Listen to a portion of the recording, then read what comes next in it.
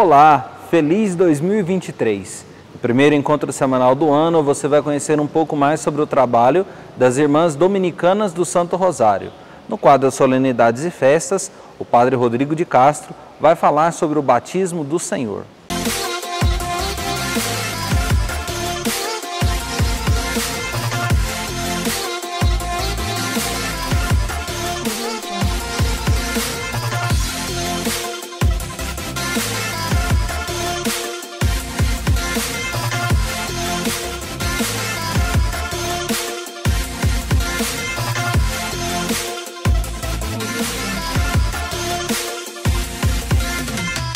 No dia 1º de janeiro, o Papa Francisco rezou a tradicional oração mariana, o Ângelus na Praça de São Pedro. O Santo Padre exortou para que esse ano pratiquemos a ternura do cuidar. O Papa também rezou pelo Papa Bento XVI. Acompanhe uma parte da mensagem do Santo Padre. Cuidar com ternura. Essa é a linguagem de Maria. Cuidar com ternura do menino. Essa é a grandeza de Maria. Enquanto os anjos fazem festa, festejam, os pastores voltaram e todos louvam a Deus em alta voz pelo acontecimento ocorrido, Maria não fala. Não entretém os convidados explicando o que lhe aconteceu, não rouba a cena. A nós, que agrada tanto roubar a cena, ela não rouba a cena. Pelo contrário, ela coloca no centro o menino, cuidando dele com amor. Uma poetisa escreveu que Maria também sabia ser solenemente silenciosa, porque não queria perder de vista o seu Deus.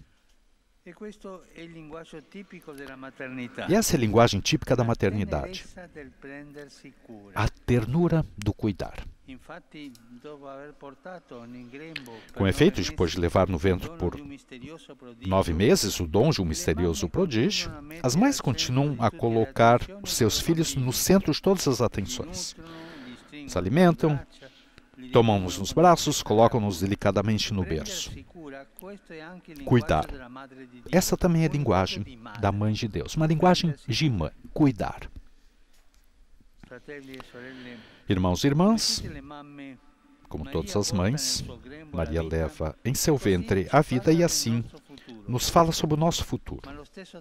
Mas ao mesmo tempo, nos recorda que, se quisermos realmente que o novo ano seja bom, se quisermos reconstruir a esperança, é preciso abandonar as linguagens, os gestos e as escolhas inspiradas pelo egoísmo e aprender a linguagem do amor, que é cuidar. Cuidar é uma linguagem nova, que contrasta essa linguagem do egoísmo. Esse é o compromisso. Cuidar da nossa vida, cada um de nós deve cuidar da própria vida, cuidar do nosso tempo, da nossa alma, cuidar da criação e do ambiente em que vivemos, e mais ainda, cuidar do nosso próximo, daqueles que o Senhor colocou ao nosso lado, assim como dos irmãos e irmãs necessitados e que pedem a nossa atenção e a nossa compaixão. Olhando para Nossa Senhora, ali com o menino, cuidando dele, nós aprendemos a cuidar dos outros, também de nós mesmos, cuidando da saúde interior, a vida espiritual, a caridade.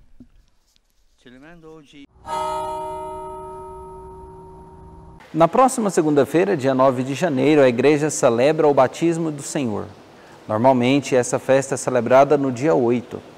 Em 2023, foi transferida para o dia 9, já que dia 8 será o segundo domingo após o Natal, onde celebramos a Epifania do Senhor. Vamos conhecer mais sobre essa festa com o Padre Rodrigo de Castro.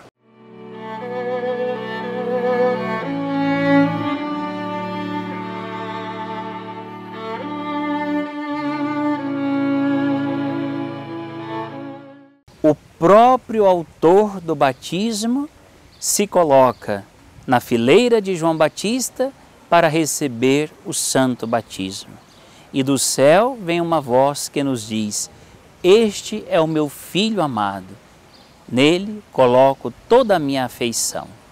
Que nós possamos, meus irmãos e minhas irmãs, na festa do batismo de Jesus, compreendermos o quanto Deus nos ama e porque Ele nos ama, Ele nos faz com Jesus filhos e filhas de Deus.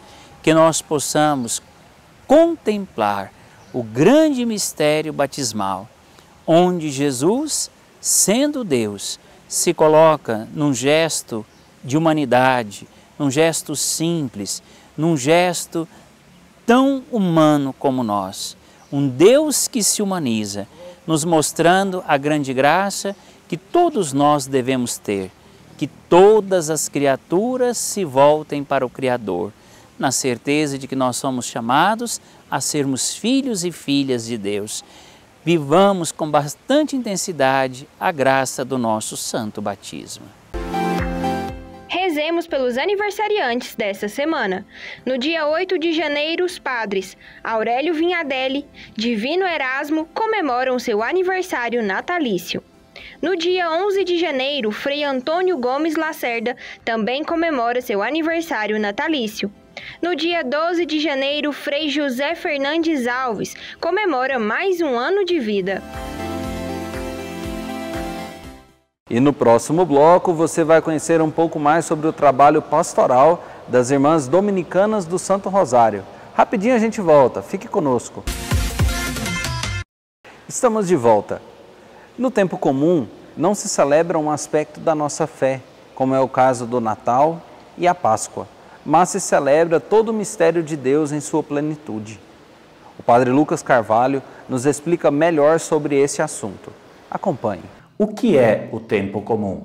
Vamos nas palavras do missal, que é a fonte primeira da liturgia. A Instrução Geral do Missal Romano, ao falar da divisão do calendário litúrgico, no número 43, diz assim, vale a pena prestar atenção nas palavras. Além dos tempos que têm característica própria, restam no ciclo anual 33 ou 34 semanas, ou domingos, nos quais não se celebra nenhum aspecto especial do mistério de Cristo. Comemora-se nelas o próprio mistério de Cristo em sua plenitude, principalmente nos domingos. Este período é chamado tempo comum. Pois bem, só este parágrafo da introdução do missal já nos dá toda a tonalidade do tempo litúrgico. 33 ou 34 semanas em que nós celebramos os mistérios comuns da vida do Senhor. Lembremos-nos que a teologia da Igreja nos ensina que tudo aquilo que nosso Senhor fez e realizou são atos salvíficos. Quando Cristo falou, quando Cristo caminhou, quando Cristo pregou, quando Cristo comeu, por exemplo, quando Cristo curou, tudo isto são atos salvíficos, porque são realizados na sua consciência humana, tomando posse da sua consciência divina. Tudo isto é digno de ser celebrado, tudo isto é digno de ser comemorado. E a Igreja não deixa passar despercebido estes mistérios. Então ela celebra de maneira comum, ou talvez um nome sinônimo que nos ajuda muito, tempo ordinário, as coisas mais ordinárias que nosso Senhor fez. Mas, por tê-las sido feito por nosso Senhor, se tornam extraordinárias e, portanto, nós as celebramos. Usamos neste tempo a cor litúrgica do verde. Verde que na liturgia simboliza para nós a esperança. A esperança de quê? De nós chegarmos nos mistérios maiores e centrais da vida do Senhor. Como, por exemplo, o Natal do Senhor, ou então a paixão, morte e ressurreição do Senhor. São tempos que nos faz, olhando para a vida comum de Cristo, contemplar o grande e maior mistério que vem depois. Em nossas liturgias, é marcada sem grandes solenidades. Celebramos durante a semana as missas feriais, sem o hino do Glória, sem o canto do Aleluia, sem a profissão de fé. Mas nos domingos nós voltamos a solenizar, lembrando a Páscoa semanal, mas dentro do mesmo movimento e do mesmo dinamismo do tempo comum da vida do Senhor. Então que este período nos ajude a viver na liturgia da Igreja, na oração da Igreja, a santificação do tempo e da nossa vida. Tempo comum, mas não tempo menos próprio para nós nos santificarmos e celebrarmos os mistérios do Senhor. Eis o que a liturgia da Igreja nos ensina para este período do tempo comum. Vivamos da mesma dignidade. Agora eu te convido a conhecer um pouco mais sobre o trabalho pastoral das Irmãs Dominicanas do Santo Rosário. No dia 27 de dezembro, elas comemoraram 70 anos da presença no Brasil.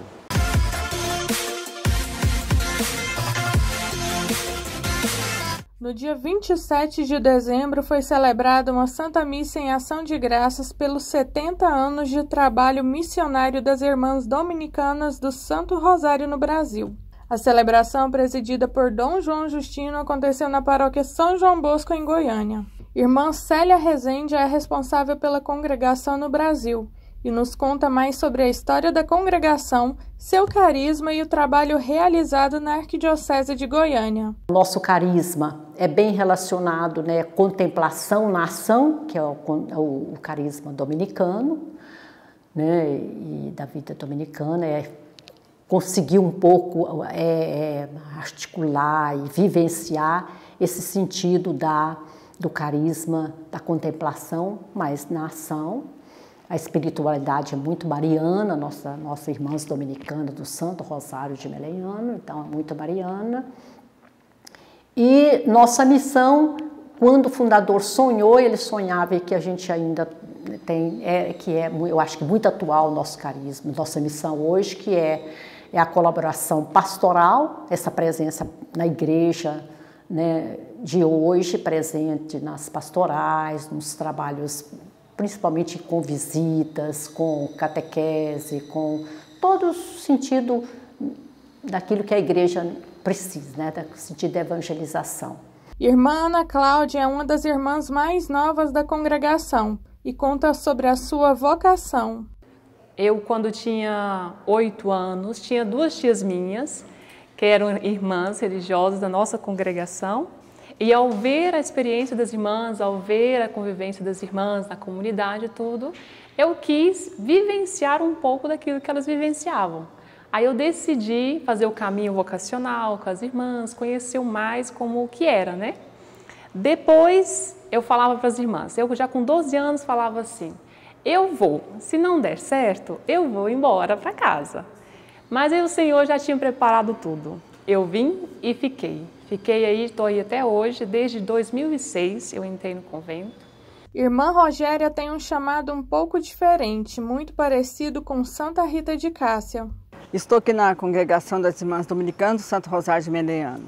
Eu tive a graça de Jesus me convidar a 3 vocações. Primeiro, ao batismo. Segunda, ao matrimônio. E terceira, a seguir as irmãs, né, como a serva do Senhor. Casei por 20 anos, fiquei viúva. E com o decorrer dos momentos, muitas dificuldades, pedi a Deus que Ele me ajudasse a criar meus filhos, que eu entregaria a minha vida em suas mãos. E assim aconteceu. Meus filhos casaram, tiveram suas famílias, eu tenho 5 netos e 1 bisneta. E glorifico a Deus por toda essa graça que eu tenho recebido nesse momento de seguir ao Senhor. Então digo às jovens e às jovens maduras como eu, né, que eu sou uma jovem, que venham ao encontro do Senhor. Não tenha medo de dizer o seu sim e seguir a vida. Seguir ao Senhor, servindo a Ele onde for necessário. E com a graça de nossa mãezinha, ela nos protege e nos conduz também, como a mãe de Jesus nos protege, sendo suas filhas. E no próximo bloco você acompanha uma reportagem especial sobre o nosso querido Papa Emérito Bento XVI, falecido no dia 31 de dezembro. Estamos de volta. Você assiste agora um trecho de uma linda reportagem que a TV Canção Nova produziu sobre a história dos 3 reis magos. Estava escrito, todos os reis da terra hão de adorá-lo, hão de servi-lo todas as nações. Os primeiros peregrinos devotos do menino Jesus foram os reis do Oriente. Melquior partiu de Ur, terra dos caldeus. Gaspar de uma distante região montanhosa, perto do mar Cáspio. Baltazar teria vindo do Golfo Pérsico, na Arábia Feliz. Mas os reis magos não eram, de fato, magos. Magos no sentido de sábios. Sentido de sábio. Eram sábios, por quê? Porque eles tinham conhecimento de astronomia, da época, né? Porque a gente sabe que a astronomia começou a ser estudada talvez 2, 3 mil anos antes de Cristo, já no Egito, com Ptolomeu e etc. Então, e eles já eram do ano zero, vamos dizer. Então, eles tinham conhecimentos, né? Então, era magos no sentido de sábios, né? Não no sentido assim de fazedores de magia, né? Os reis de Tarsis e das ilhas lhe trarão presentes. Os reis da Arábia e de Sabá hão de pagar a ele o seu tributo. E assim ocorreu. Traigo ouro. Melquior deu ao menino Jesus ouro, na antiguidade, presente reservado aos reis. Incienso. Gaspar ofereceu incenso, tributo dedicado somente aos sacerdotes. Símbolo da oração que chega à divindade. Traigo mirra. Por fim, a mirra, ofertada por Baltazar. Su sacrifício. Na época era usada para sepultamento. Ele, o Filho de Deus, veio para nos salvar. E tinha que passar pela morte. Então, no símbolo da mirra, já está anunciado aquilo que o velho Simeão vai dizer para Maria quando levou o menino para o templo. Né? Será uma espada no seu coração e vai ser a salvação de muitos, mas também a perdição de muitos. No Brasil, a visita dos reis ao Menino Deus ganhou músicas e adereços coloridos, folia de reis. Os grupos de devotos são variados. Todo dia 6 de janeiro, data em que o presépio e a árvore de Natal são desfeitos, eles visitam a casa dos fiéis. O ritual começa no recebimento da bandeira. Depois, os foliões se colocam ao redor do presépio e cantam músicas de adoração. A tradição veio da Europa. Tudo deseja remeter ao contexto do nascimento de Cristo de forma simples, quase ingênua. Aqui tem os 3 reis magos, tem 2 moromos, né? Que esses 2 aqui, ó. Né? A Andréia, que está ali com a nossa estrela hoje, né? O marido dela é o Gino lá, que é o Reis. Aqui a violeira ali, a Ana. O palhaço. Quase todo grupo tem o seu. Parece que não é, mas é uma peça mais importante da Folia de Reis do Morombo. A crença popular deu a ele uma posição de importância vital. Quando Jesus nasceu, Herodes queria roubar Jesus. Todo mundo sabe disso, né? E os palhaços confundiram para fugir. Então a turma ficaram preocupada com o palhaço e fugiu com Jesus para o Egito. Tradicionalmente, conta-se que os reis do Oriente se reuniram 50 anos após o nascimento de Cristo, e cada qual em anos diferentes. Morreram exatamente no dia 6 de janeiro. Seus corpos se encontram na igreja de Colônia, na Alemanha. Os santos reis continuam espiritualmente vivos quando a folia visita a casa dos devotos. No último dia do ano de 2022, fomos surpreendidos com a notícia do falecimento do Papa Emérito Bento XVI. Para prestarmos a nossa homenagem, preparamos uma reportagem especial sobre Bento XVI. Acompanhe.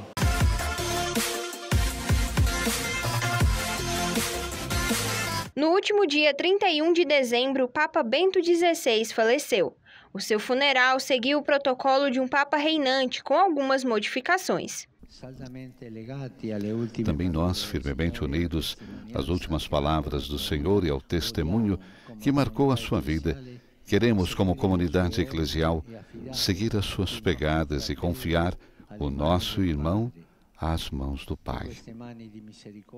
Que essas mãos misericordiosas encontrem a sua lâmpada acesa com o azeite do Evangelho, que ele difundiu e testemunhou durante a sua vida.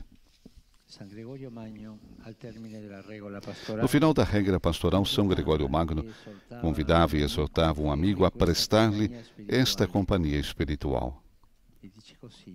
E diz assim: no meio das tempestades da minha vida, conforta-me a confiança de que tu manter-me-ás à superfície sobre a tábua das tuas orações, e se o peso das minhas culpas me abater e humilhar, emprestar-me-ás a ajuda dos teus méritos para me levar.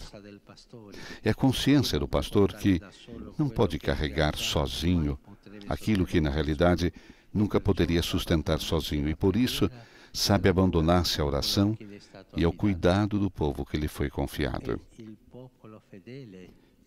É o povo fiel de Deus que, congregado, acompanha e confia a vida de quem foi seu pastor. Como as mulheres do Evangelho no sepulcro, estamos aqui com o perfume da gratidão e o unguento da esperança, para lhe provar uma vez mais o amor que não se perde. Queremos fazê-lo com a mesma unção, sabedoria, delicadeza e dedicação que ele soube dispensar ao longo dos anos. Queremos dizer juntos: Pai, nas tuas mãos entregamos o seu Espírito.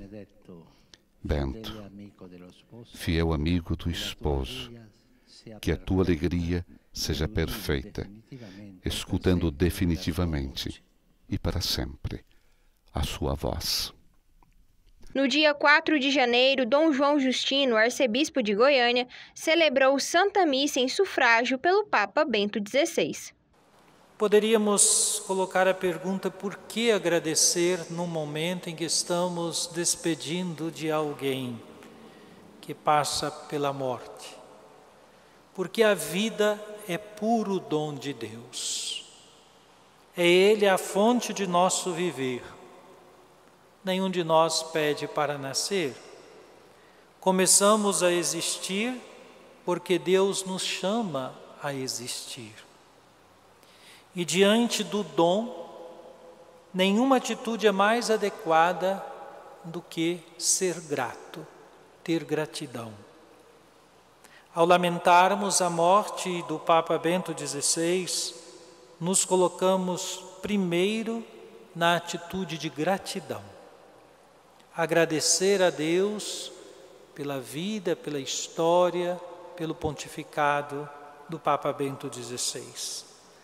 Deus brindou a história com um homem alemão que viveu e sobreviveu à Segunda Grande Guerra. Homem de rara inteligência e finíssimo gosto estético, tímido e ao mesmo tempo firme, sensível e discreto, magno como filósofo e como teólogo. Agradecemos a Deus pela vida longa, os 95 anos de vida de Joseph Ratzinger.